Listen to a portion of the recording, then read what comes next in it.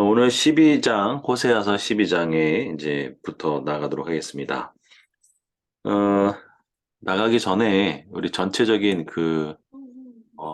그림을 좀 볼 필요가 있죠. 예, 공유 됐나요? 아직이요? 지금 됐습니다. 지금 나왔어요. 예,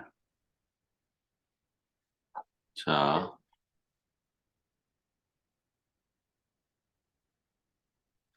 자, 이게 아니고, 자, 호세아 전체 구조를 보면,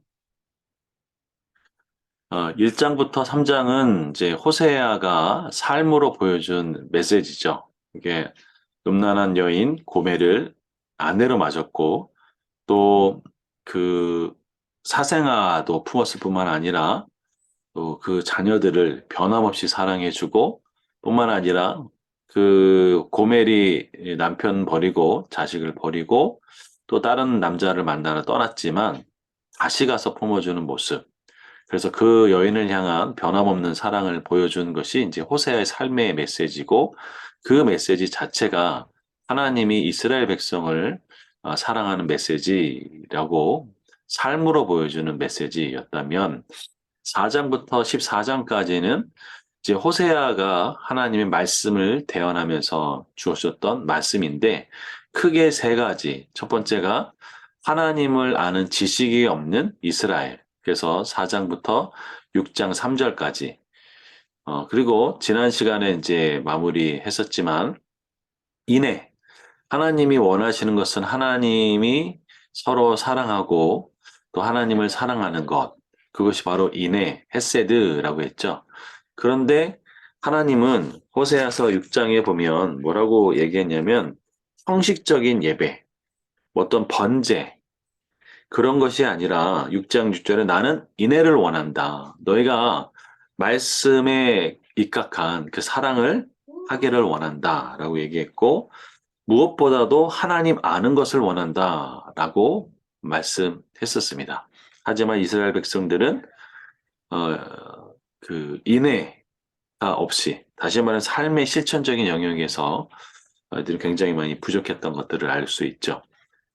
반면에 이제 11장부터는 11장 그 12절부터 이제 에브라임은 거짓으로 이스라엘 족속은 속임수로라는 말로 시작합니다.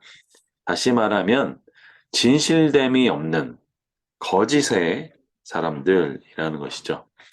그 하영록 목사님이라고 P31을 쓰셨던 목사님을 아마 아실 거예요. 그 네. 목사님이 그 정말 잘 나갔죠. 어마어마하게 잘 나가서 많은 사람들이 정말 부러워할 만한 그런 사람이었는데 그런 분이 어느 날 갑자기 고속도로를 가고 있다가 갑자기 의식을 잃고 거의 죽을 뻔했는데 그적저로 이제 사고 나지 않고 병원에 실려가게 되죠. 그래서 이제 의식을 깨보니까 온몸에 링거를 꼽아 있고 뭐 수많은 뭐 장치가 있으면서 이제 자기 몸이 이제 심장을 이식하지 않으면 죽을 수밖에 없는 그런 상태였던 것이죠. 거기서 이제 극적으로 하나님을 깊이 만나서 그가 회복되고, 그가 지금까지 추구했던 인생, 많은 것을 가지고 또 많은 것을 얻고 또 많이 높아지려 했고, 신분 상승을 했고, 많은 사람들에게 인정받는 그런 지위까지 올라오기를 원했던 그 끊임없이 그것을 추구했던 그 사람이 어느 날 한순간에 그것이 아무것도 의미가 없다라는 것들을 깨닫게 됩니다. 그러면서 그가 어떤 삶으로 바뀌냐면 하나님의 영광을 위해서 내가 살아야 되겠다라고 생각하게 됩니다. 그런데 그 목사님이 가만히 보면서 자기 회사가 이제 건축 분야를 하고 있잖아요. 주차장 타워를 만드는. 근데 가만히 보니까 이 그 정직하지 못한 부분으로 말미암아 이게 문제가 된다는 것들을 알고 어떻게 했냐면 그거를 숨길 수도 있었지만 이 거래처 업체한테 얘기를 다 해요. 그리고 이 리스크를 다 감당을 합니다. 그래서 손해도 굉장히 많이 봐요. 근데 이 이야기가 굉장히 화제가 돼, 그 당시에. 그래가지고 어떤 일이 벌어지냐. 아니, 저 업체는 자기가 말하지도 않아도 되는 것들을 말하고 그것으로 인해서 그 손해를 보면서까지도 그것을 오픈하는 그 모습을 보면서 저 기업은 믿을 만하다. 라고 생각을 해서 엄청나게 또 일이 들어오는 일이 벌어지죠.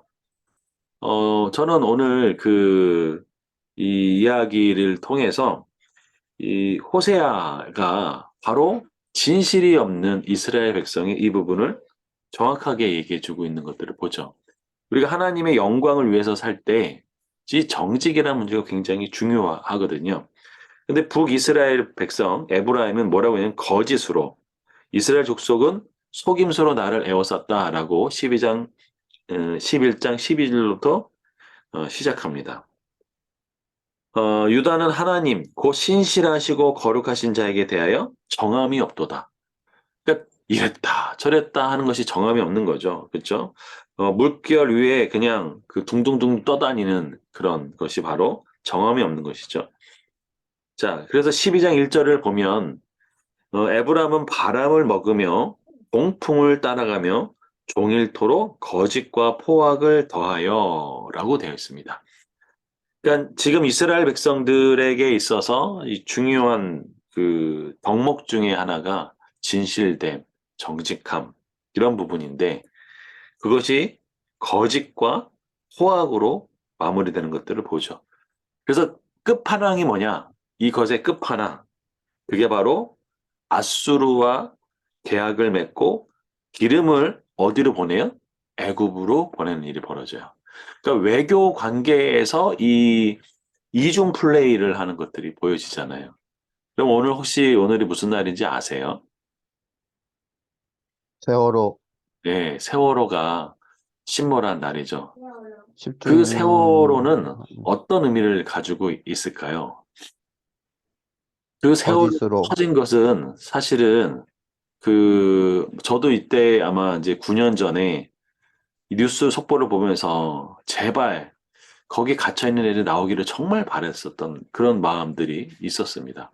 근데 그때 나중에 조사를 해보니까 안전 수치도 안 지키지, 불법 개조를 했지, 과적장을 했지, 또 이 선장이 그 자기만 살고 거짓말로 나오고 한마디로 말하면 양심이라고 하는 그런 것이 다 실종돼 버린 그 거기고 끝에는 그 이단의 그것까지 다 드러내는 정말 대한민국의 그 진실함이 없는 모습을 그대로 침몰되는 것이 바로 세월호였고 안타깝게도 거기에는 우리의 다음 세대들이 이 수장당했던 것들을 알 수 있는 것이죠. 이게 이 호세아 마지막 북이스라엘 모습도 이와 다르지 않다라는 것들을 알 수 있습니다. 외교가 이렇게 속이고 외교가 서로 진실함이 없으면 사실 그 나라가 존립이 어려운 것이 당연하겠죠. 12장 2절에 보면 여호와께서 유대와 논쟁하시고 야곱을 그 행실대로 벌하시며 그 행위대로 그에게 보응하시리라 라고 되어 있습니다. 자, 그런데 하나님이 이런 것 다시 이제 얘기를 하시는 것 같아요. 야곱이 모태에서 그의 형의 발꿈치를 잡았고 또 그 힘으로 하나님과 겨루되 천사와 겨루어 이기고 울며라고 했어요. 울며. 이 야곱이 형 에서를 만나기 직전에 이 하나님과 야곱 야복강에서 씨름할 때 여기서는 호세아는 뭐라고 했냐면 울다라고 되어 있어요. 울며 그에게 뭐 했냐면 간구하였다라고 되어 있어요. 이 간구했다라는 말이 뭐냐면 부르짖었다라고 이야기하는 거예요. 이 부르짖었다 우리가 지난 시간에 이제 말씀을 드렸던 것 같아요. 이 부르짖는 것은 인생의 위기 속에서 굉장히 중요한 이야기였었죠. 여러분 혹시 사울과 다윗이 하나님 앞에 똑같이 이스라엘 왕으로 또 그 사무엘을 통해서 기름 부음 받고 성령의 역사를 다 경험했는데 이들 왕의 결과가 다 다르죠. 성경은 이들 왕의 결과가 죄의 문제라고 얘기하지는 않아요. 네. 왜냐하면 죄는 누가 더 많이 졌어요? 다윗이요. 더 많이 졌죠. 그러면 이들의 삶을 결정하는 것은 다른 요소라는 거죠. 그게 뭘까요? 음. 나의 그게, 하나님이나 당신 하나님. 그것도 있지만 그 결정적인 말, 그 구약을 통과하고 신약을 통과하는 아주 중요한 그 어떤 포인트를 찾는다면 사무엘상 부르짖, 2장 30절이라고 할 수 있어요. 사무엘상 부르짖음. 2장 30절을 잠깐 보시죠. 이번에 하셨는데. 음, 목요일 날 했죠. 네. 사무엘상 2장 사무엘상 30절에 보면 뭐라고 되어 있냐면 한번 읽어주시죠. 사무엘상 30절 30장 몇 절이요? 2장 30절. 아, 죄송합니다. 2장.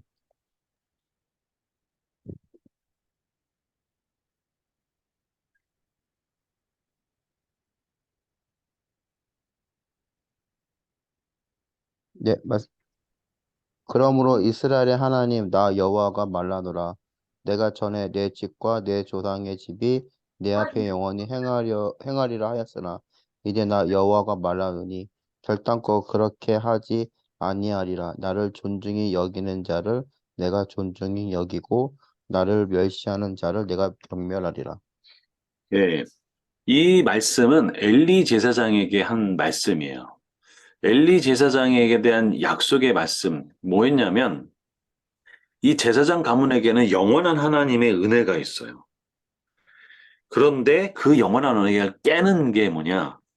바로 하나님이 나를 존중히 여기는 자를 내가 존중히 여기고, 나를 멸시하는 자를 내가 경멸하리라는 거예요. 이 말씀에는 사울 왕도 다윗 왕도 차별이 없었어요.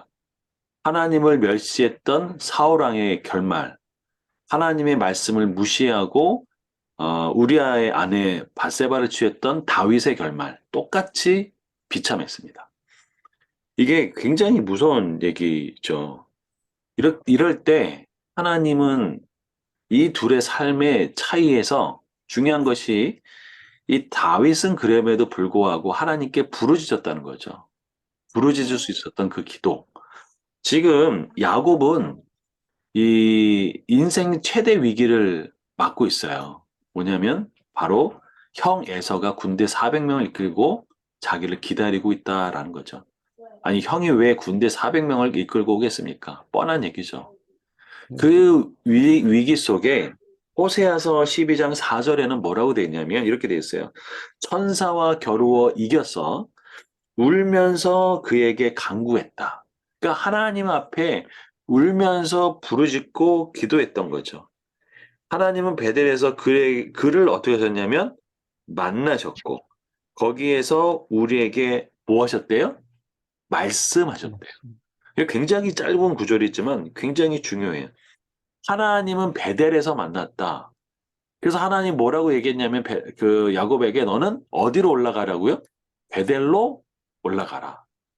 베델의 하나님, 심지어 그 하나님은 이 야곱에게 뭐라고 얘기해요? 나는 베델의 하나님이라고 자신을 소개할 만큼 이 베델, 하나님과 만났던 그 베델, 하나님의 말씀을 들었던 그 베델로 이야기하셨죠. 그러면서 5절에 보면 여호와는 만군의 하나님이시라. 여호와는 그를 기억하는 이름이라. 그러면서 6절 한번 읽어볼까요? 시작. 그런즉 너희 부터는 하나님께로 돌아와서 돌아와서 인애와 정의를 지키며 항상 너희 하나님을 바랄지니라. 하나님의 메시지죠. 누구에게 돌아오래요? Return to the God. 하나님, 하나님께 하나님께 돌아와. 돌아오라. 그러죠. 그 하나님 원하시는 게 뭐예요? 인애. 그쵸? 그 다음에 또 뭘 원해요? 정의를 지키고. 항상 누구를 바래요? 너희 하나님을 바랄지어다. 이것이 하나님이 아주 호소하는 메시지인 거죠. 자, 그런데 7절부터는 이제 이스라엘 백성들의 이 속임수가 어떠했는지가 잘 나옵니다. 자, 그는 상인이라 손에 거짓 저울을 가지고 속이기를 좋아하는도다. 라고 했어요. 잘못된 저울을 가지고 속이는 이 이스라엘 백성. 그렇게 이야기하죠. 그런데 8절이 재밌어요. 8절 한번 읽어주시겠어요? 에브라임이 말라기를 나는 실로 부자라. 내가 재물을 얻었는데 내가 수고한 모든 것 중에서 죄라 할 만한 불의를 내게에서 찾아낼 자가 없으리라 하거니와. 자, 이게 와, 무슨 말인가요? 너무 교만한 거 아닙니까? 교만한 건가요? 네, 그러니까 물론 교만한 게 맞죠. 근데 이게 무슨 뜻이죠, 이게? 자기는 잘못한 게 없다는 거 아닙니까, 지금? 이게 자기가 잘못한 게 없다는 얘기인가요? 죄라 할 만한 불의를 내게에서 찾아낼 자가 없으리라 하거니와. 예.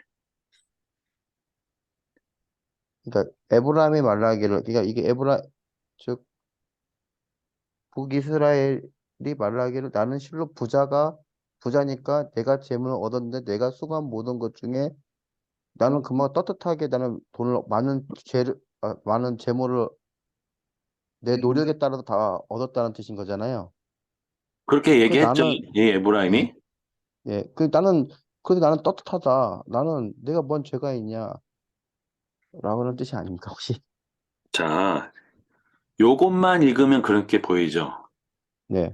근데 7절을 뭐라고 했죠? 그는 상인이라 손에 거짓 저울을 가지고 속이기를 좋아한다라고 그래요. 네. 그럼 8절이 뭐냐? 나는 떳떳해. 그 내가 수고해서 얻었는데 모든 것 중에서 죄라 할 만한 것이 발견할 사람이 없어. 무슨 소리냐면 나는 완벽한 범죄를 했다. 음, 어, 그러니까 네. 완전 범죄를 했다라는 네. 얘기예요. 모든 사람을 다 속였다라는 얘기입니다. 그 얘기는 뭐죠? 진짜 떳떳한 게 아니고 완벽하게 속였다는 얘기를 하고 있는 거예요. 이해되시죠? 네. 예. 근데 이건 이 사람만이 생각하는 거잖아요, 결론은. 그렇죠. 그런데 객관적인 평가는 7절에 나오죠. 거짓적으로 속이기를 좋아하는 사람 딱 나오죠. 근데 지금 누구는 못 속여요? 하나님. 네, 하나님은 못 속이는 거죠. 자, 그러면서 9절에 보면 다시 회상을 하는 거죠. 이게 자꾸 이스라엘 백성이 회상을 얘기해요. 자, 내가 애굽 땅에 있을 때부터 나는 내 하나님 여호와라. 다시 말하면 그 종되었던 노예 상태일 때부터라는 얘기죠. 내가 너로 다시 장막에 거주하게 하기를 명령날에 하던 것 같게 하리라. 그러면서 10절에 내가 여러 선지자에게 말하였고 이상을 많이 보였으며 선지자를 통하여 비유를 베풀었노라. 이게 이스라엘 역사죠. 길르앗이 불의한 것이냐? 과연 그러하다. 그 길르앗이 굉장히 그 악하고 했던 것들이 계속 나왔죠. 길갈도 마찬가지인 장소, 아주 사악한 대표적인 장소가 이 길르앗과 길갈이라고 얘기했죠. 길갈에서는 무리가 수송아지로 제사를 드리며 그 제는 바디당에 쌓인 돌무더기 같도다. 자, 그러면서 야곱이 아람에 둘로 도망하였으며 이스라엘의 아내를 얻기 위하여 사람을 섬기며 아내를 얻기 위하여 양을 쳤고 여호와께서는 한 선지자. 자, 이게 야곱의 역사죠. 네. 야곱이 아내를 얻기 위해서 사람을 섬겼죠. 누구죠? 라반. 라반, 장인어른. 라반을 섬겼죠. 또 아내를 얻기 위해서 양을 쳤죠. 자, 그리고 또 어떻게 해요? 13절. 여호와께서 한 선지자로 이스라엘을 어디서 꺼냈어요? 애굽에서 인도해 내셨고 이스라엘이 한 선지자로 보호를 받았거든요. 이게 한 선지가 누구죠? 여호와께서 한 선지자로 이스라엘을 애굽에서 인도가 모세 말한 건가요, 이게? 그렇죠. 모세죠. 예. 음, 자, 에브라임이 경노하게 함으로 경노하게 함이 극심하였으니 그의 주께서 그의 피로 그의 위에 머물러 있게 하시며 그의 수치를 그에게 돌리시리라. 이게 지금 무슨 소리냐면 하나님의 역사가 하나님의 은혜의 역사 속에 쉽게 하면 출애굽하는 모든 과정들 속에서도 하나님의 은혜를 베풀었지만 결국은 이 어떻게 돼? 경노하기 극심하게 만들었던 거죠. 다시 말하면 이스라엘의 이 범죄를 이야기하고 있는 거죠. 자, 이스라엘의 죄의 모습을 좀 볼까요? 자, 에브라임은 거짓이고 이스라엘 족속은 속임수를 쏘고 유다는 정함이 없어요. 그래서 완전히 대표적인 예가 뭐냐면 에브라임은 거짓과 포악을 더해 아수르와 계약을 맺고 기름을 애굽에 보내는 일이 벌어져요. 자, 이게 어떤 것을 얘기하면 열왕기상을 보시죠. 왕상 12장 17장 3절에서 4절.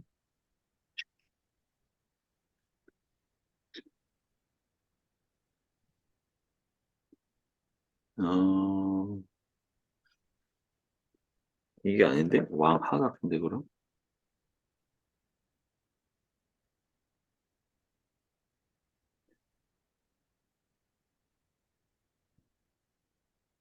네, 왕하입니다, 왕하. 왕상이 아니고. 그 17장 3절 제가 읽어드릴게요. 아술의 왕 살만에셀이 올라오니 호세아가 그에게 종이 되어 조공을 드리더니 그가 애굽 왕 소에게 사자를 보내고 해마다 하던 대로 아수르 왕에게 조공을 드리지 아니하매 아수르 왕이 호세아가 배반함을 보고 그를 오게 감금하였고 이게 이 얘기입니다. 그리고 호세아 왕이죠, 이게. 그렇죠. 호세아 왕이죠. 마지막 호세아 왕. 예. 그러니까 쉽게 얘기해서 속이는 일이 벌어지는 거죠. 외교 관계. 결정적인 결정타인 거죠. 그리고 그러니까 지금도 그러니까 예, 애굽 왕한테도 또 양다리 걸쳤잖아요. 그렇죠. 이게 지금 그 얘기를 하고 있는 거죠. 예. 야, 자, 재밌다. 그리고 손에 거짓 저를 가지고 속이기를 좋아하고 얻을 재물 중 죄랄 만한 불이 없다. 완벽하게 속였다는 얘기고 길앗이 거짓되고 길갈 송아지 제사 드리고 이렇게 뭐 한마디로 말하면 제단은 바디랑에 쌓인 돌 무더기다. 거짓된 제사를 드렸다는 얘기죠. 쉽게 얘기하면 이런 부분에 대해서 하나님 어떻게 하시겠다는 거예요? 그 행실대로 벌하겠다. 그의 피로 그의 위에 머물게 하겠다. 그의 수치를 그에게 돌리겠다라고 얘기해요. 이게 이스라엘의 죄입니다. 근데 하나님이 뭐라고 얘기하시냐면 너는 여호와를 기억해서 돌아와라. 그리고 인애와 정의를 지켜라. 항상 하나님을 바라라. 항상 하나님을 바라라는 의미는 뭐냐면 내가 힘들던, 내가 화나던, 내가 웃던, 내가 슬프던 간에 하나님을 기대하고 하나님을 바라는 것을 이야기해요. 언제 항상 주님을 바라는 것을 얘기하죠. 자, 이게 하나님의 은혜고 돌이킴이었습니다. 자, 그래서 좀 있으면 또 더 다른 게 나올 테니까 볼까요? 어디 있냐면, 어, 이게, 요걸 먼저 하죠. 그, 하나님께서는요, 우리에게 그 절기를 주셨어요, 절기. 특별히 면제년은 아시죠? 그, 7년 끝에 면제를 해서 어떤 일이냐면, 돈을 빌려준 사람을 완전히 이제 이렇게 제외해주고, 면제하고 독촉하지 않는 그런 일이 벌어지고, 뿐만 아니라 내년에 면제년이에요. 그런데 음. 내년이면 싹 다 없어지는데, 그럼에도 빌려주라는 거야, 안 빌려주라는 거야? 빌려줘. 빌려주라는 거예요, 그게. 자, 그러면 내 입장에, 만약에 내가 돈을 빌려준 입장에서는, 만약에 내년에 면제년인데, 돈을 빌려주면, 어, 그냥 돈이 사라지는 거잖아요. 근데 그럼에도 불구하고 그렇게 하라는 거예요. 어리석은 짓 같고 바보 같은데 그렇게 하라는 거예요. 왜? 그게 인애와 정의를 실천하는 길이기 때문에. 그럴 때 하나님 뭐 하신대요? 모든 일에 내게 복을 주신다라는 거예요. 이게 하나님의 방법입니다. 자, 이게 면제년이고요. 대표적인 게 이스라엘 백성들이 지키는 유월절, 칠칠절, 초막절. 이 세 절기가 굉장히 중요한 절기인데, 자, 유월절은 뭐냐면 이런 것이죠. 이스라엘 백성이 애굽에서 나온 날을 기억하는 거야. 다시 말하면 노예 상태에서 풀려나서 자유인, 정말 해방되고 하나님 백성을 사랑하는 그날을 기억하라는 거예요. 둘째는 뭐냐면 애굽에서 종됐던 것을 기억하래요. 무슨냐면 이제 그 곡식의 낫을 대서 이제 이 얻는 절기죠. 그래서 이거는 뭐냐면 이 내가 원래는 그냥 종이었어. 그런데 하나님의 은혜로 내가 이렇게 곡식을 거둘 수 있고 자유인이 됐던 것들을 기억하게 해요. 초막절은 뭐냐? 요즘도 이스라엘 치는데 애굽에서 나와가지고 어디에 거했을까요? 초막에 텐트에 거했다고 텐트에. 머리 둘 곳 없고 그냥 이불만 간신히 거적만 거쳤던 그 시절 가난하고 그래서 하나님은 바라밖에 할 수 없는 그 시절 그게 초막절이에요. 근데 지금 이 상태에 이들은 언제 지키냐면 이스라엘 백성들이 가나안에 들어와 가지고 이제는 떵떵거리고 잘 사는 그때를 얘기하는 거야. 그때 뭐냐냐 내가 붕 따짓고 배부르고 부족함이 없는 그런 때에 하나님은 유월절을 지키라는 거야. 너는 원래 종이었던 거야. 거기서 은혜를 받아서 나온 거야. 그래서 그 얘기를 하는 거예요. 그리고 너를 출애굽했던 그날, 그 은혜의 날, 그 쇠사슬이 끊어지는 날, 그날을 기억하는 게 그게 유월절이고. 그리고 너 애굽에서 나와가지고 40년 광야 동안 그냥 허름한 그 텐트에서 지냈던 거. 그래서 7일 동안 있으라는 거죠. 왜 하나님은 이스라엘 백성들에게 유월절, 칠칠절, 초막절을 지키라고 했을까?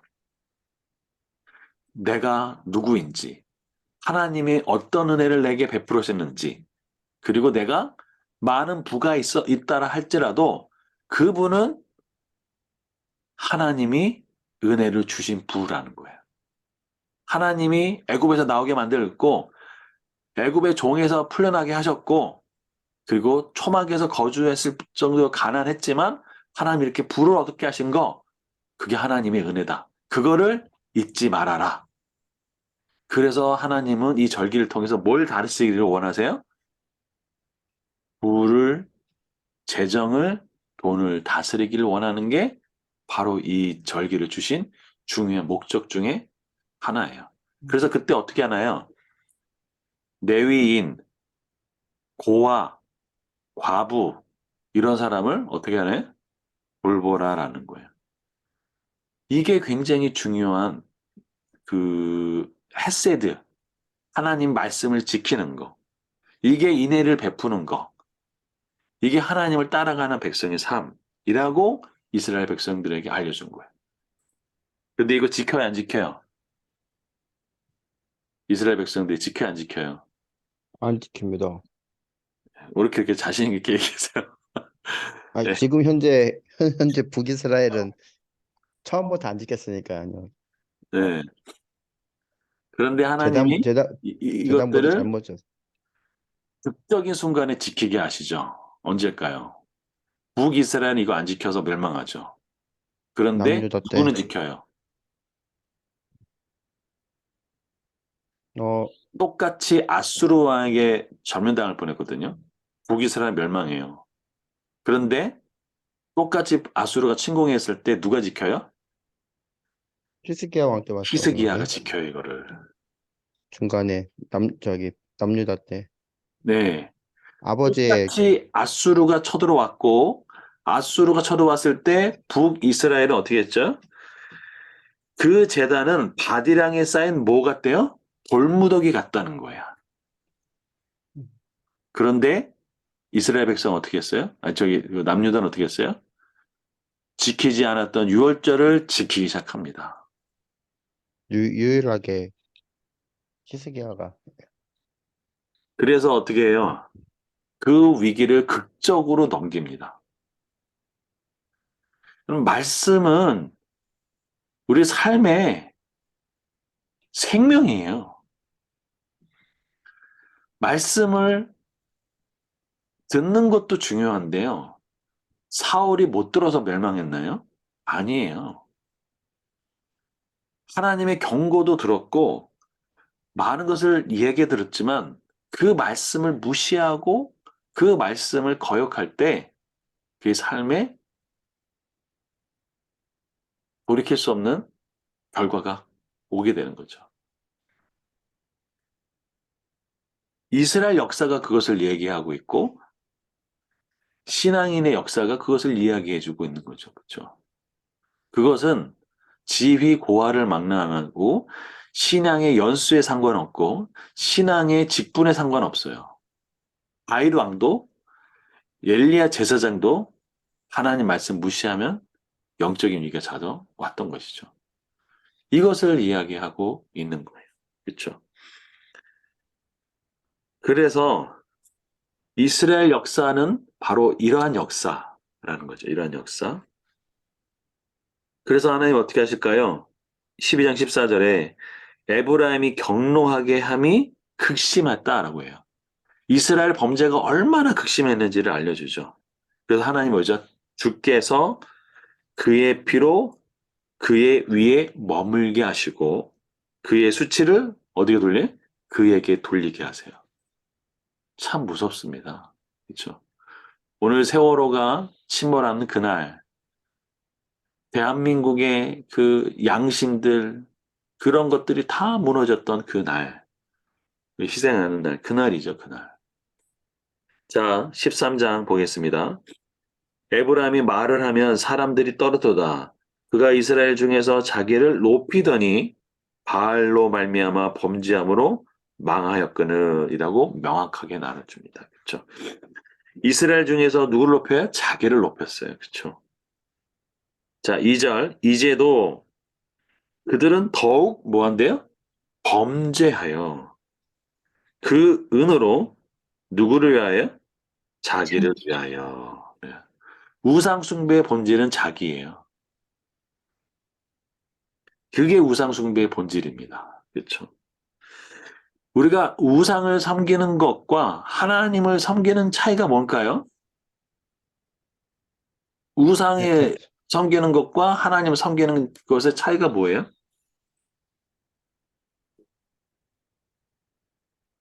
우상을 섬기는 것과 하나님을 섬기는 것의 차이는 누구를 위한 그렇죠. 그쵸. 예. 그게 중요하죠. 근데 하나님을 섬기는 사람들도 자기를 위해서 섬기는 사람도 잘못된 거죠. 그러니까 하나님을 섬긴다고 하면서 자기를 위해서 하는 사람들이 있죠. 예, 그래서 결국은 11 뭐 한 거예요? 하나님을 우상이죠. 우상을 만들어 버린 거죠. 그래서 내가 만들어 버린 신이라는 책이 있죠.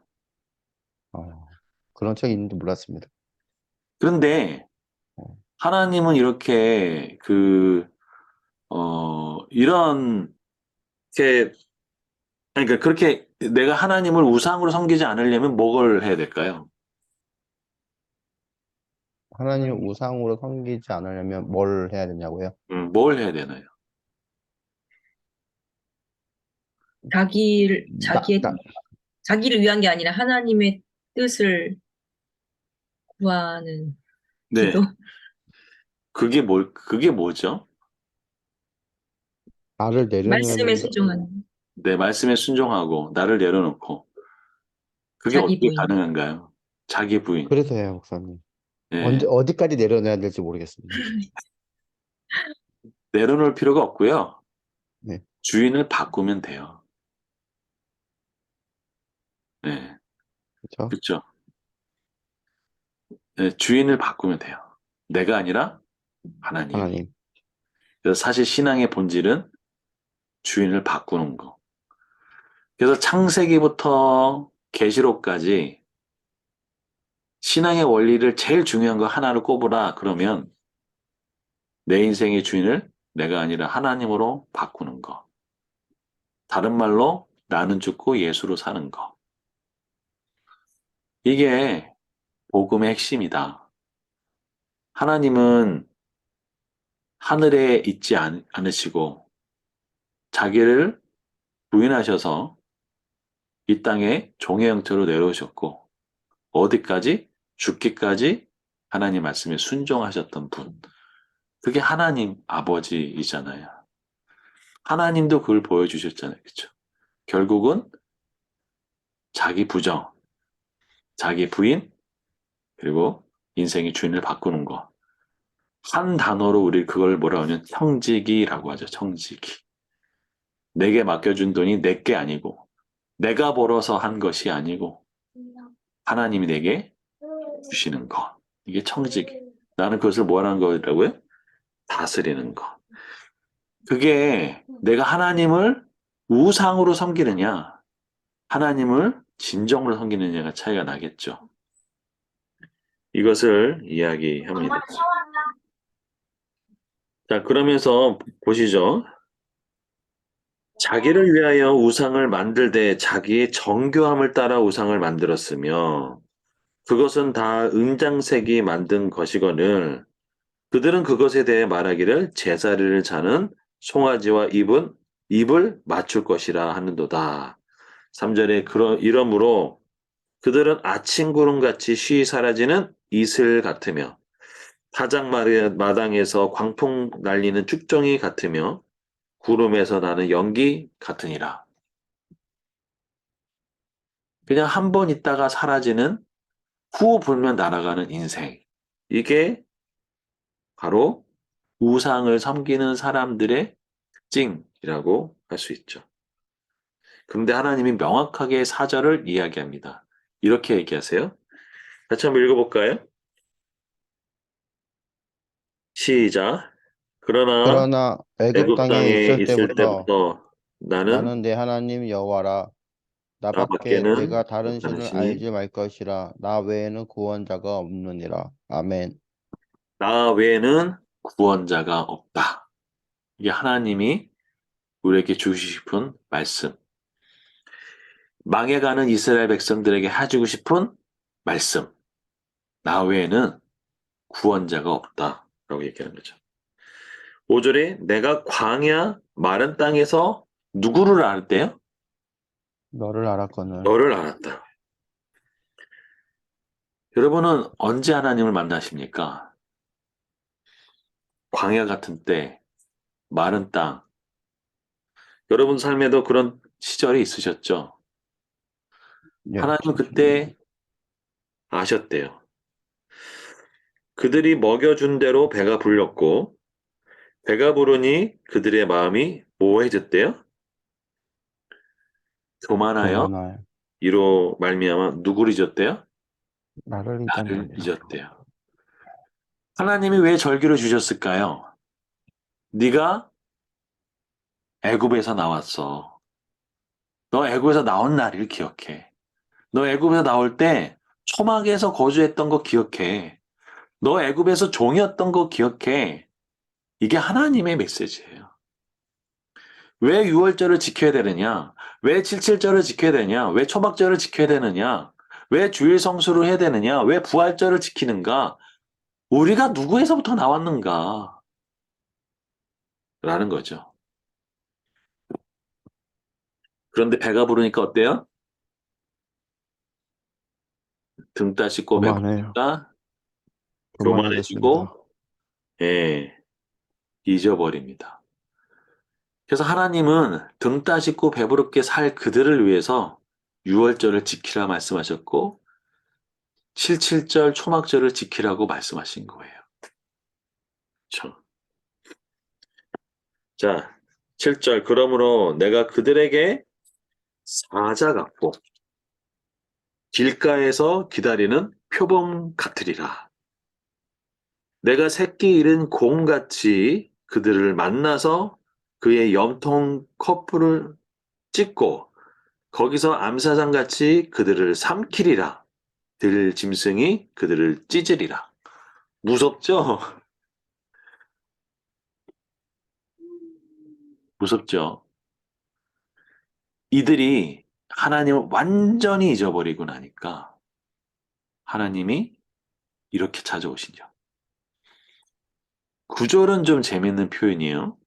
이스라엘아, 내가 패망하였나니 이는 너를 도와주는 나를 뭐한대요? 대적함이라 라고 되어 있습니다. 자, 지금 이스라엘 백성이 패망했나요? 안 했나요? 아직 안 패망, 했잖아요. 그쵸? 이스라엘 내가 패망하는. 이스라엘에 내가 패망하였나니 이게 과거형이잖아요. 그쵸? 네, 근데 지금 현재는 패망한 게 아니잖아요. 그죠?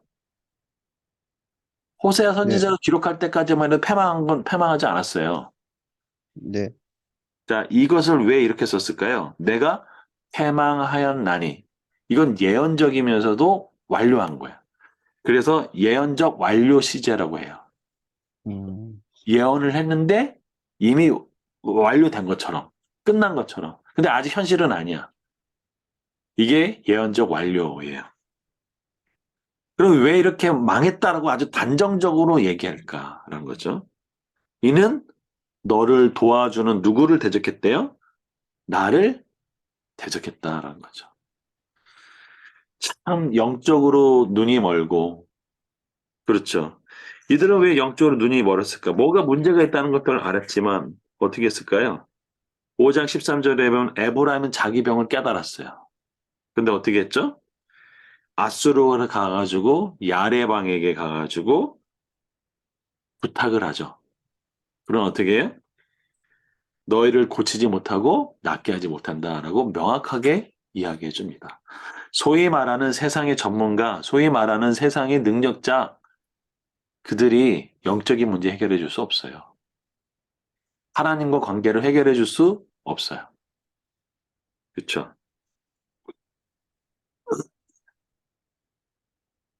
우리가 말하는 재정의 위기, 건강의 위기, 관계의 위기, 이건 실상 진정한 위기는 아닙니다. 진짜 위기는 우리가 지난 시간에 배웠다시피 시편 107편에 보면 진정한 위기가 나오죠. 107편 10절 11절 제가 읽어드리겠습니다. 시편 107편 10절 11절 사람이 흑암과 사망의 그늘에 앉으며 공고와 쇠사슬의 매임은 하나님의 말씀을 거역하며 지존자의 뜻을 멸시함이라. 진짜 위기는 여기서 비롯돼요. 이건 누구도 예외가 없어요. 아담도 그랬고 아브라함도 그랬고 다윗도 그랬고 사울도 그랬고 똑같습니다. 다윗이 그의 삶에 넘어졌던 이유도 하나님의 뜻을 멸시했었죠. 업신여겼죠. 그 대표적인 게 뭘까요? 밧세바 우리의 아내를 범했을 때 하나님이 명확하게 했죠. 네가 나를 업신여기냐라고 명확하게 하나님이 경고하셨잖아요. 그렇죠? 이게 진짜 위기입니다. 성경에서 말하는 진짜 위기.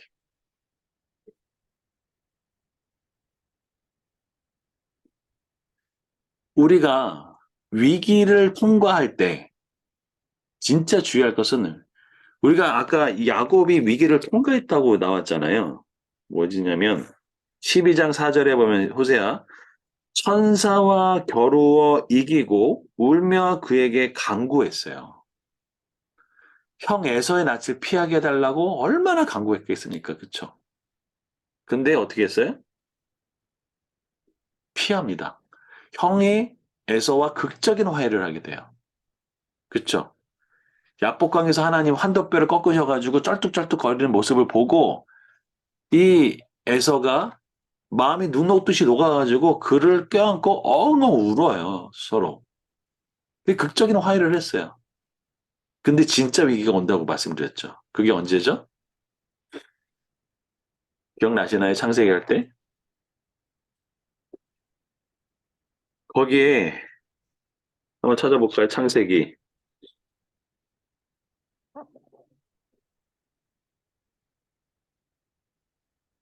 33장입니다. 3장에 16절에 보면 이렇게 돼 있어요. 이날에 에서는 세일로 돌아가고. 그쵸? 찾으셨어요? 33장 16절? 예, 그리고 그 그러면 다음 9절, 17절. 야곱은 숫곳에 이르러 누구를 위하여? 자기를 위하여. 예, 자기를 위하여. 아까 우상 숭배하는 것도 뭐라고 했죠? 자기를 위하여. 똑같아요. 집을 짓고 그의 가족을 위하여 우릿간을 지음으로 라고 되어 있죠. 여기 영적인 핀트가 빛나기 시작해요. 그렇죠? 이 핀트가 빗나가는 거 정말 한순간이에요. 여러분 위기를 극복했어요. 간신히. 야복강의 축복을 받았어요. 그리고 에서가 떠났어요. 근데 그때 뭐가 올라와요? 자기를 위하여. 이게 올라와요. 어떤 일이 벌어지나요? 디나가 거기서 강간을 당하고 그 일로 인해서 속이면서 내위와 또 그 오빠들이 거기는 세겜 족속을 죽이고 그래서 어떤 일이 벌어져요? 일촉질방의 전쟁의 위기까지 내몰리죠. 음, 그러면 하나님의 뜻을 멸시하고 하나님의 그 뜻을 멸시하는 순간부터 영적 위기가 오죠. 자기를 위하여. 왜 이들의 결과가 어떤 건지 아시느냐? 베드로 35장에 보면 딱 나와요. 35장 3절에 이렇게 이야기하죠. 35장 2절에 야곱이 이에 자기 집안 사람들과 자기와 함께한 모든 자에게 대해 너희 중에 있는 뭘 버리래요? 이방 신상을 를 버리고 자신을 정결하게 하고 너희 의복들을 바꾸어 입으라. 자기를 위하여 하는 순간 뭐가 만들어져요? 우상 숭배 것들, 정결하지 못했던 것들, 정체성이 불분명했던 것들이 다 드러나요. 이게 자기를 위한 삶의 열매들이에요.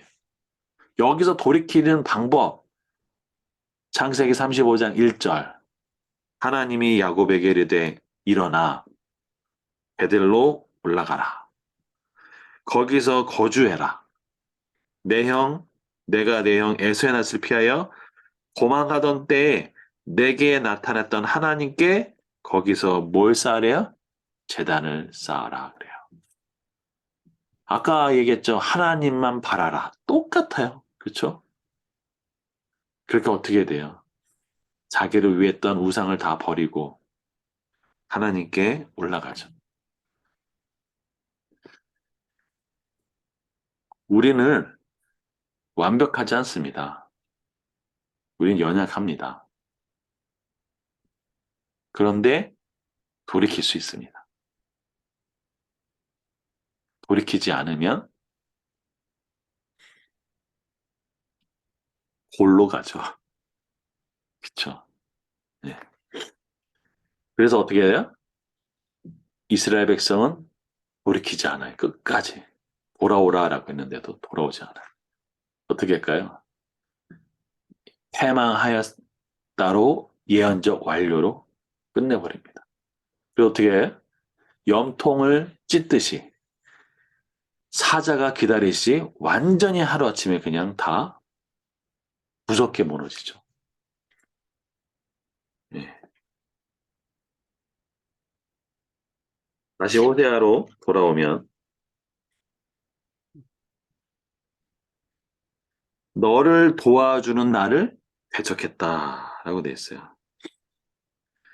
10절에 전에 내가 이르기를 내게 왕과 지도자를 주소서 하였느니라. 내 모든 성읍에서 너를 구원할 자, 곧 내 왕이 이제 어디 있으며 내 재판장들이 어디 있느냐. 내가 분노함으로 내게 왕을 주고 진노함으로 패하였노라. 그들이 구하는 거 왕. 그들이 뭔가 뛰어난 지도자들 다 패해버리죠. 12절 에브라임의 부리가 봉함되었고 그 죄가 어떻게 돼요? 저장되었대요. 죄도 저장되죠. 그쵸? 해산하는 여인의 어려움이 그에게 임하리라. 해산하는 여인의 어려움. 정말 그게 고통당한 거죠. 그는 뭐가 없대요? 지혜 없는 자식이로다. 해산할 때가 되어도 그가 나오지 못하니라. 얼마나 고통스럽겠습니까? 나와야 되는데 나오지 않으니까. 자, 그러면서 14절. 내가 그들을 수올의 권세에서 속량하며 사망에서 구속하리니 사망아 내 재앙이 어디 있느냐? 수올아 내 멸망이 어디 있느냐? 뉘우침이 내 눈앞에서 숨으리라 라고 말씀해 주십니다. 그럼에도 불구하고 이 얘기를 하는 거죠. 요거 하나 더 나누도록 하겠습니다. 다윗 있죠, 다윗. 이 다윗이 참 존경할 만한 인물이라는 것들을 어디서 알 수 있냐면 내가 누구인지를 잘 알았던 사람이 다윗이에요. 역대상 17장 16절부터 18절 같이 한번 읽어보겠습니다. 시작.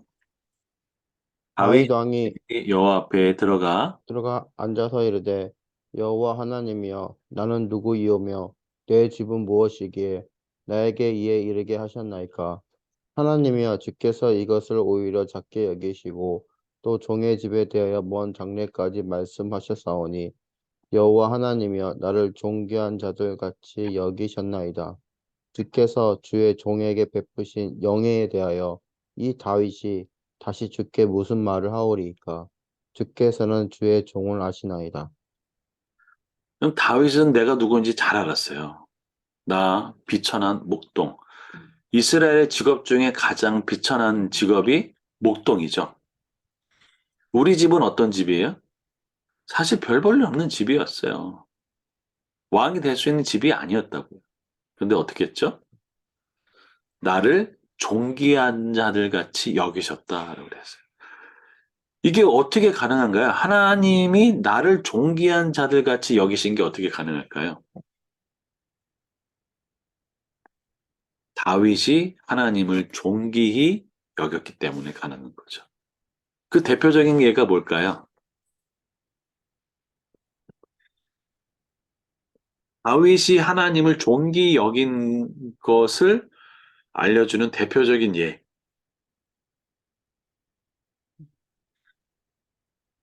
음,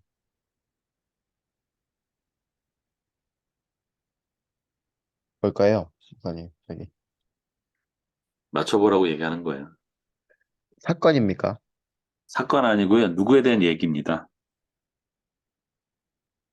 아, 그 아들 그땐가? 아니, 모르겠어요. 다윗에게 있어서 네, 정말 이 사람은 사람도 아니죠. 정말 이럴 수가 없는 거죠. 바로 사울 왕이죠. 아, 예, 사울 왕은 그 장인 어른이에요. 그죠? 예, 그리고 사울 왕을 위해서 다윗이 얼마나 많은 고생을 했습니까? 그렇죠. 그런데 죽이려고 시기 했으니까. 질투로 인해서 사울의 그 미갈, 그 미갈을 다른 사람에게 시집 보냈던 사람도 장인어른이고, 예, 완전히 부부를 찢어놓은 거잖아요. 그죠? 예, 거기에서 더 나가서 그, 광야에서 뭐, 아니, 압살롬이 아니라 그 아돌람 굴짝의 그 굴에서 그 엔게디 그 요새에서 십광야에서 계속 다윗을 죽이려고 했고, 그 십광야에서 그 제사장들을 다 몰살시켜 버리잖아요. 예, 그때 피해서 도망 나온 사람이 아비아달이잖아요.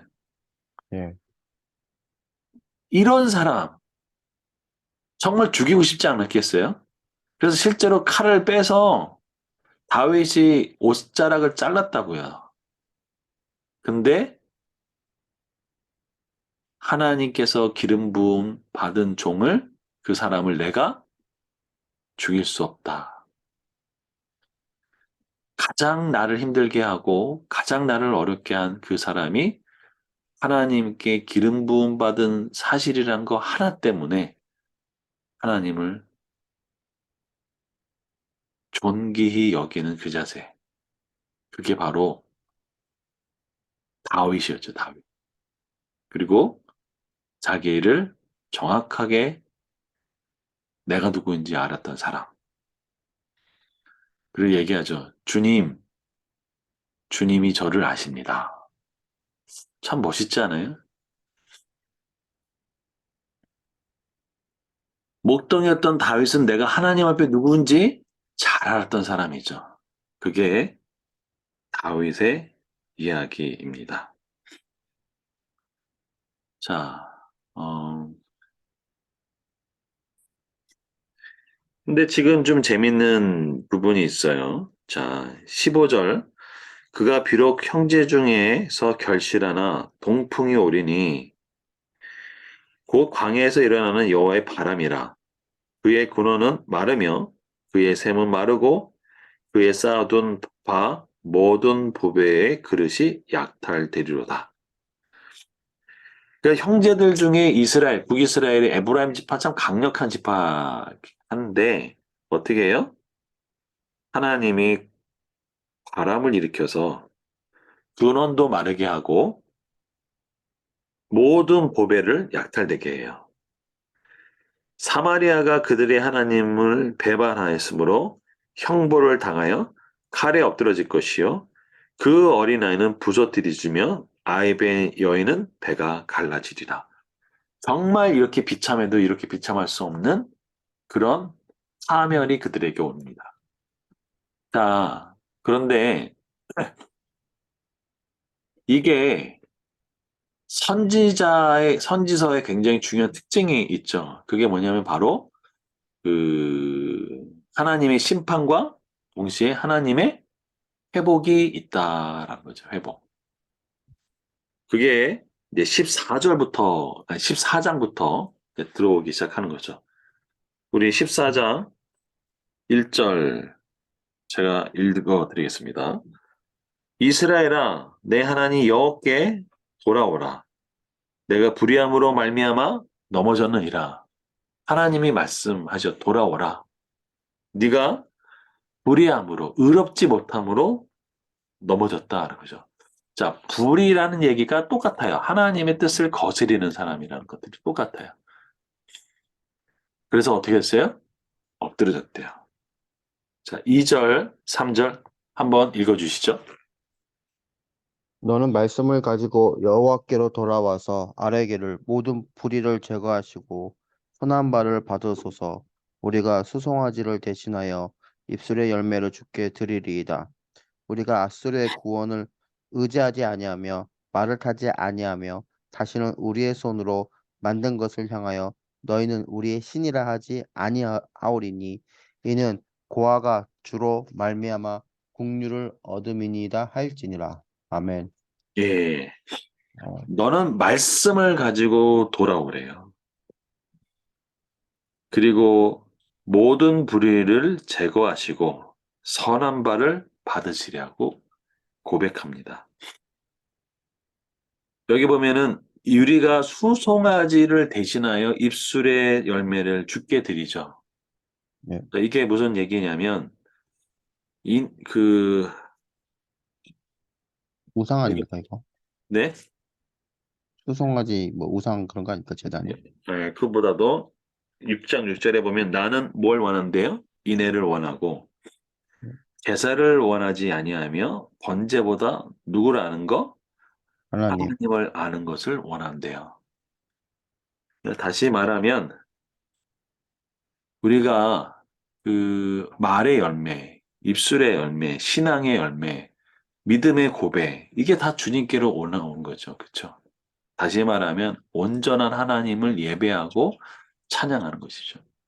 우리가 드리는 기도, 찬양, 고백, 회개 이 모든 것들이 하나님께서 받으시는 참된 예배, 참된 제사라는 거죠. 우리가 하나님 앞에 회개하고 또 하나님의 사랑도 고백하고 다른 사람 용서해주고 감사하고 또 하는 모든 것들이 이것이죠.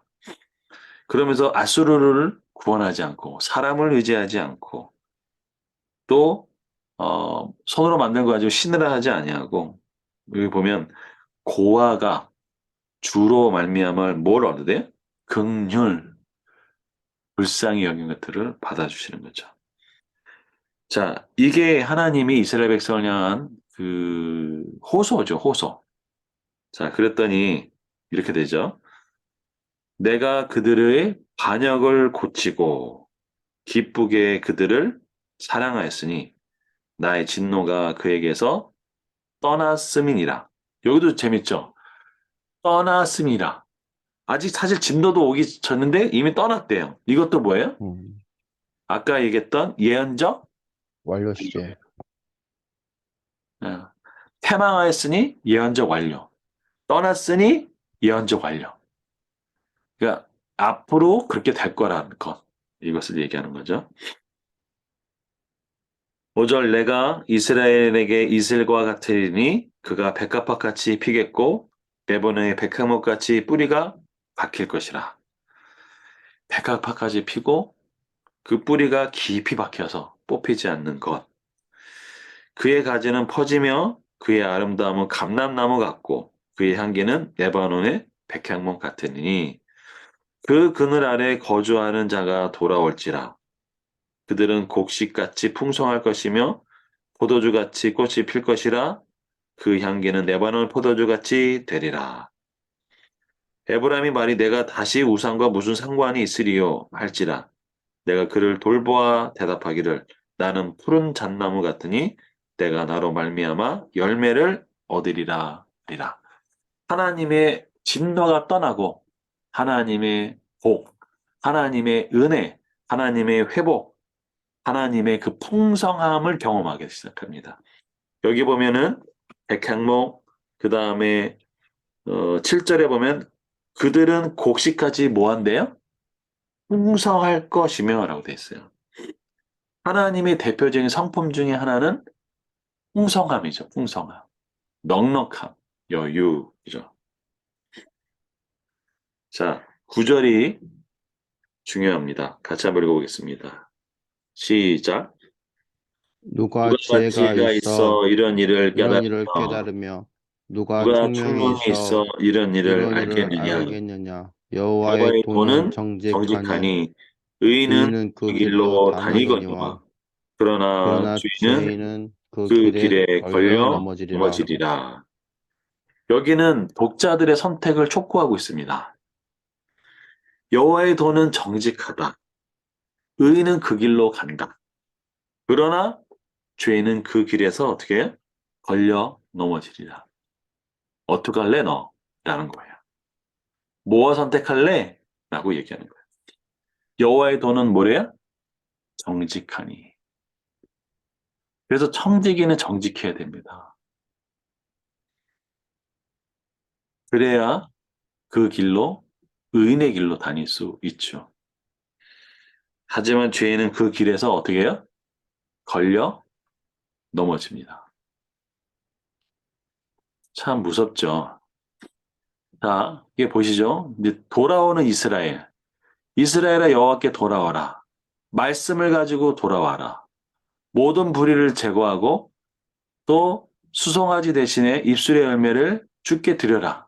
하나님께 찬양하고 회개하고 고백하고 감사에 또 서로 사랑하는 그 입술의 열매를 드리는 거죠. 용서의 고백도 드리고 그리고 앗수를 구원하지 않아요. 세상에 힘 있는 사람, 권력 있는 사람, 능력 있는 사람 그거 의지하지 않아요. 손으로 만든 것을 신이라고 얘기하지 않습니다. 내가 우승과 무슨 상관이 있는데 다시 말하면 온전하게 돌아오는 이스라엘 모습을 그려지죠. 그래서 하나님 어떻게 할까요? 회복시킵니다. 고아가 주로 긍휼을 얻어요. 긍휼을 얻어요. 반역을 고치시고 진노가 떠나고 백합화, 레바논의 백향목, 아름다운 감람나무, 그 다음에 그 아래 거주하는 자들이 돌아오고 곡식이 풍성하고 포도나무 꽃까지 피고 또 향기는 레바논의 포도주 같고 여호와로 인해서 뭘 얻은대요? 열매를 열매를 얻으래요. 하나님의 완벽한 회복을 이야기하는 거죠. 마치 아침에 이슬같이 푸른 잣나무 같이. 이게 하나님의 회복입니다. 자, 누가 지혜가 있겠냐? 누가 총명이 있겠냐? 어떻게 깨닫겠냐? 어떻게 알겠냐? 하나님의 도는 뭐가 돼요? 정직하다. 그 길로 가는다. 누가요? 의인들이. 그러나 죄인은 그 길에서 어떻게 해요? 넘어진다. 사업하면서 그 하영록 그 목사님이 어마어마한 손해를 보면서 정직한 길을 갔는데 그 길이 어떻게 돼요? 살 길이고 그 하영록 목사님이 버락 오바마 대통령의 자문까지 맡았고 했잖아요. 그렇죠? 어떤 길로 선택할 거냐 하는 거죠. 손해 보는 거 쉬운 거 아니잖아요. 고아 객을 과부를 챙기는 거, 내윈을 챙기는 거 쉬운 거 아니잖아요. 면제년마다 6월절마다 77절마다 또 초막절마다 쉬운 일이 아니잖아요. 그렇죠? 근데 불을 다스리는 거, 정직하는 거, 입술의 열매를 거두는 거 그게 하나님이 원하시는 또 생명의 길, 행복한 길 그것을 말씀하고 있는 것이죠. 그래서 호세아 전체의 구조를 보면 1장부터 3장까지가 호세아가 끊임없이 배신하고 끊임없이 음란에서 있는 이 아내 고멜을 향한 변함없는 사랑. 근데 그 사랑은 대가를 지불하는 사랑이죠. 3장에 은 15개와 보리 한 오멜반에 지불하고 뭐라고 얘기하냐면 너는 많은 날 동안 나와 함께 있으라 라고 얘기하죠. 그리고 명확하게 경계선을 얘기하죠. 음행하지 말아라. 다른 남자 따르지 말아라. 나도 내게 그리하리라. 나도 내게 그리하리라. 이게 아주 호세아가 보여준 중요한 메시지죠. 신실한 그 자체. 이스라엘 백성들은 왜 이런 것을 하지 못했을까? 호세아가 선포한 말씀의 세 가지 중요한 메시지는 뭐냐면 이스라엘 백성은 하나님을 아는 지식이 없다. 교제가 없다. 헤세드가 없다. 사랑이 없다. 그리고 뭐가 없다? 진실이 없다. 그런데 이 영적인 이 양태는요. 말락이랑 똑같습니다. 한번 보여드릴게요. 말라기에서 나타난 영적인 타락과 사회의 관계를 보면 말라기 1장 6절부터 7절은 하나님의 이름을 멸시하는 제사장이 나와요. 그 다음에 1장 8절부터 14절은 불의한 제물을 드리는 제사장이 나와요. 그리고 레위 2장부터 9장은 레위 언약을 깨뜨린 제사장, 율법을 치우치게 적용하는 제사장이 나오죠. 그 다음에 2장부터 3장 15절까지는 가정이 파괴되고 가증하고 거짓돼요. 사회적 약자에 대한 강포가 있고 11주가 봉헌물을 도둑질합니다. 자, 요것을 그대로 호세에게 적용하면 이렇게 됩니다. 지식이 없는 제사장, 다시 말하면 이스라엘이 하나님의 이름을 멸시해요. 인애가 없는 이스라엘, 율법과 언약을 어겨버리죠. 똑같죠? 레위 언약을 깨뜨리는 제사장, 율법을 치우치게 적용한 제사장 똑같죠? 이스라엘의 범죄, 어떨까요? 진실이 없는 이스라엘, 사회가 속여요. 외교까지 속이잖아요, 외교까지. 똑같죠. 그러니까 말락이나 호세아나 영적인 타락은 동일합니다. 하나님을 아는 지식이 없어요. 교제가 없어요. 인애가 없어요. 사랑하지 않고 사랑을 지키지 않고 율법을 어기고 언약을 어겨요. 그리고 진실하지 않아요. 거짓과 속임수가 난무합니다. 이게 말라기 시대나 호세아 시대나 동일한 영적인 타락의 시대라는 라는 것이죠. 호세아가 보여준 삶의 메시지는 뭘까요? 여기 그림 보이시죠? 바로 한 여인을 향한 호세아의 사랑입니다. 음란한 고매를 찾아가서 결혼합니다. 음란하기 때문에 하나님을 알지 못하죠. 근데 하나님의 사랑, 헤세드, 바로 하나님의 말씀 때문에 누가 음란한 여자랑 결혼하고 싶어요, 총각이. 하지만 고멜과 결혼하고 또 음녀가 또다시 된 그 여자를 대가를 지불하고 다시 사랑합니다. 그 사랑이 바로 뭐냐면 언약에 근거한 사랑. 하나님이 사랑하라고 했던 그 사랑. 그리고 그 고멜을 회복시키죠. 나도 내게 그리하겠다. 음행하지 말아라. 다른 남자 자르지 말아라. 그래서 알려줘요. 사랑이 뭔지. 그리고 속고 속이는 세상 속에 호세아는 진실하죠. 그리고 호세의 삶 속에 변함없는 그 진실을 보여줍니다. 이게 호세 선지자를 통해서 보여준 삶의 메시지입니다. 감사합니다. 감사합니다.